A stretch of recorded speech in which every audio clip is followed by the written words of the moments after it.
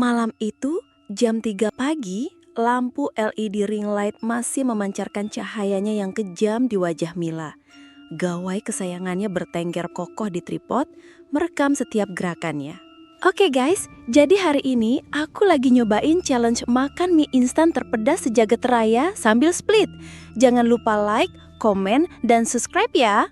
Suara Mila melengking, berusaha terdengar ceria meskipun keringat dingin sudah membasahi punggungnya. Mie instan di depannya mengeluarkan kepulan asap pedas yang menyesakan. Sudah 3 kali dia mencoba, dan 3 kali pula usahanya gagal karena asam lambung yang memberontak. Mila, atau yang lebih dikenal di dunia maya dengan nama akun @milagilaofficial, adalah seorang influencer TikTok yang hidupnya benar-benar absurd. Sejak kecil, ambisinya cuma satu, viral. Dia pernah mencoba jadi penyanyi dangdut dengan suara fales, pelukis abstrak dengan kanvas penuh coretan tidak jelas, sampai pesulap gagal yang selalu menjatuhkan topi kelinci. Semuanya kandas, sampai akhirnya TikTok hadir. Disinilah Mila menemukan panggungnya. Kontennya apa saja yang bisa bikin dia trending, dari prank tetangga sampai review toilet umum. Hidupnya adalah serangkaian challenge, giveaway, dan endorsement yang tak pernah ada habisnya. Ibunya, Bu Tejo, hanya bisa menggeleng-gelengkan kepala. "Nu, kamu itu kapan seriusnya? Kawin sana, punya anak." Tapi Mila mana peduli, bagi dia followers adalah segalanya. Suatu kali, dia pernah hampir ditangkap polisi karena prank pura-pura jadi korban kecelakaan di tengah jalan tol hanya demi mendapatkan video dramatis. Lain waktu, dia merelakan rambutnya jadi gimbal karena mencoba tutorial rambut badai ala Beyonce hanya dengan sisir bekas dan minyak jelantah. Teman-temannya sering bilang, dia gila. Tapi Mila hanya tertawa. "Kalian itu nggak paham seni," katanya sambil mengunggah video dirinya makan jengkol mentah dicampur es krim vanila. Video itu booming, jutaan views. Mila melompat-lompat kegirangan. Uang mengalir deras dari endorsement pil diet, pemutih ketiak, hingga asuransi kematian. Ya, asuransi kematian. Ironis bukan? Mila memang punya bakat alami untuk mencari perhatian. Dia bisa membuat hal paling membosankan jadi tontonan.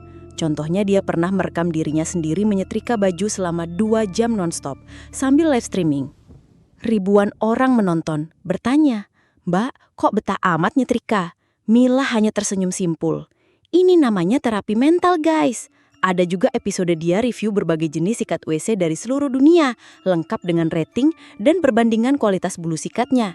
Video itu mendapatkan pujian dari para ibu rumah tangga di grup Facebook Ema-Ema Rempong se-Indonesia. Puncak keabsurdan hidup Mila terjadi saat dia memutuskan untuk membuat konten menguji nyali di kuburan angker saat bulan purnama sambil memakai baju pengantin dan menyanyikan lagu anak-anak. Dia mengajak 2 temannya, Jono si kameramen setia dan Siti si editor yang selalu pasrah. Malam itu, di tengah kuburan yang sunyi, Mila dengan gaun pengantin belepotan tanah mulai menyanyikan lagu Potong Bebek Angsa dengan suara melengking. Jono merekam dengan tangan gemetar, sementara Siti sibuk mengendalikan drone yang terbang meliuk-liuk. Tiba-tiba, dari balik nisan tua muncul sesosok bayangan putih. "Jono, itu dia sosoknya!" teriak Mila penuh semangat, bukan takut. Dia pikir itu hantu sungguhan yang bisa bikin videonya pecah rekor. Tanpa pikir panjang, Mila berlari mendekat, berniat mengajak hantu itu duet. "Mbak Hantu, sini dong kita bikin TikTok." Jono dan Siti terdiam kaku. Sesosok putih itu melayang mendekati Mila. Samar-samar terlihat rambut panjang terurai dan bolong besar di punggungnya. Mila yang terlalu fokus dengan kamera di tangannya tak menyadari. Dia sibuk mencari angle terbaik. "Oke guys, ini dia penampakan hantunya. Jangan lupa like ya." Detik berikutnya, sosok itu melesat cepat ke arah Mila. Bukan untuk duet, tapi menabraknya. Bruk! Gawai Mila terlempar. Cahaya ring light-nya pecah. Tubuh Mila terhempas ke tanah tepat di atas gundukan tanah makam yang baru. Matanya melotot, wajahnya pucat. Sebuah senyum tipis terukir di bibirnya. "Trending, pasti trending," bisiknya sebelum menghembuskan nafas terakhirnya. Jono dan Siti panik setengah mati. Mereka melihat sosok putih itu melayang pergi, menghilang di balik pohon beringin. Ternyata itu bukan hantu. Itu adalah sebuah spanduk iklan rokok yang terlepas dari tiangnya dan tertiup angin kencang. Mila meninggal dunia dengan cara yang paling konyol seabsurd hidupnya. Beberapa hari setelah pemakaman Mila, kuburan menjadi sepi. Jono dan Siti masih trauma. Tapi ada yang aneh. Akun @milagila_official masih aktif. Video-video baru muncul. Semuanya tentang review jajanan pasar, tapi kali ini dengan angle dan narasi yang berbeda. Oke guys, hari ini aku mau review klepon. Teksturnya kenyal, gula merahnya lumer di mulut. Tapi kenapa ya, warnanya hijau banget kayak muka aku pas kurang tidur. Tapi kan aku udah nggak tidur lagi. Hehehehe. Suara Mila lebih seram dari biasanya memenuhi feeds TikTok. Dalam video itu, Mila tampak melayang-layang, punggungnya bolong sempurna, dan rambutnya terurai panjang. Dia adalah sundel bolong. Ya, Mila, salah satu influencer sejati, tidak bisa lepas dari dunia maya bahkan setelah kematian. Arwahnya, karena kebiasaan ngonten yang mendarah daging, gentayangan sambil terus membuat konten. Dia masih obsesi dengan views dan engagement. Bedanya, kini endorsement yang datang padanya adalah dari paranormal, dukun santet, hingga penjual kain kafan. Video-video review jajanan pasar Mila pun jadi viral. Review cenil, enak, kenyal, tapi kok aku nggak bisa ngerasain apa-apa ya? Mungkin lidah aku udah dingin. Rating 7/10. Kurang nampol kayak ditusuk bambu runcing. Begitu salah satu narasinya. Para followersnya awalnya mengira ini prank besar-besaran dari Jono dan Siti. Tapi ketika muncul video Mila dengan filter Instagram seram tapi cantik sambil memegang cireng, mereka mulai merinding. Filter yang digunakan Mila selalu sempurna, mengubah wajah pucatnya menjadi lebih estetis. Cireng, enaknya dicocol bumbu kacang, cocok buat nemenin kalian begadang. Kayak aku kan begadang terus. Suara Mila menggema dari layar ponselmu. Tak hanya jajanan pasar, Mila juga mulai review filter Instagram. Oke guys, ini filter mata lebar alien.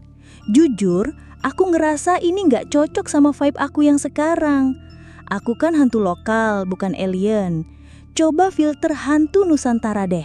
Nah, ini baru cocok. Mataku jadi merah, rambutku acak-acakan, dan punggungku ya lumayan lah bisa nutupin bolongnya dikit. Dia bahkan pernah live streaming dari dalam makam, mengeluhkan sinyalnya yang jelek. Guys, ini kenapa sinyal di kuburan jelek banget sih? Padahal aku mau upload video ghost hunting edisi diriku sendiri. Konten-konten horor komedi Mila jadi fenomena. Beberapa orang takut, tapi lebih banyak yang terhibur. Mereka menyebutnya sebagai sundel bolong paling kekinian. Bahkan beberapa brand besar mulai mendekat, menawarkan endorsement pada Mila. Mila mau endorse pelembab kulit buat mencerahkan kulit kusam setelah kematian. Atau Mila endorse balsem penghangat biar nggak kedinginan di alam baka. Mila tentu saja menerima semuanya dengan senang hati. Jiwanya sudah mati, tapi ambisi influencernya tidak ada. Beralam di dalam kuburan, tapi ponsel borongnya Mila selalu punya sinyal. Bahkan menemukan gorong-gorong dan terokol cat lansia di samping kuburan dia. Kisah Mila si sundel bolong influencer mungkin terdengar konyol dan mustahil. Namun, jika direnungkan, cerita ini adalah cerminan ironis dari masyarakat kita yang semakin terikat pada dunia digital. Kita hidup di era di mana validasi seringkali diukur dengan jumlah likes, followers, dan views. Batasan antara realitas dan dunia maya semakin kabur. Bahkan sampai ke titik di mana hidup dan mati pun seolah tak lagi relevan di hadapan layar gawai. Ambisi untuk menjadi viral, untuk selalu terlihat dan diakui, telah merasuk begitu dalam sehingga terkadang kita lupa esensi kehidupan itu sendiri. Mila, yang bahkan setelah menjadi arwah pun masih sibuk ngonten, adalah sebuah sindiran tajam. Kematian seharusnya menjadi akhir dari segalanya. Namun bagi sebagian orang, ia hanyalah fase baru untuk menciptakan konten. Mungkin sudah saatnya kita berhenti sejenak, melihat ke sekeliling, dan bertanya, apakah kita benar-benar hidup? Ataukah hanya sekedar menjadi karakter dalam drama digital yang tak ada habisnya? Dan yang lebih penting, apakah kelak setelah kita tiada, jejak digital kita akan terus gentayangan menuntut perhatian yang tak pernah terpuaskan?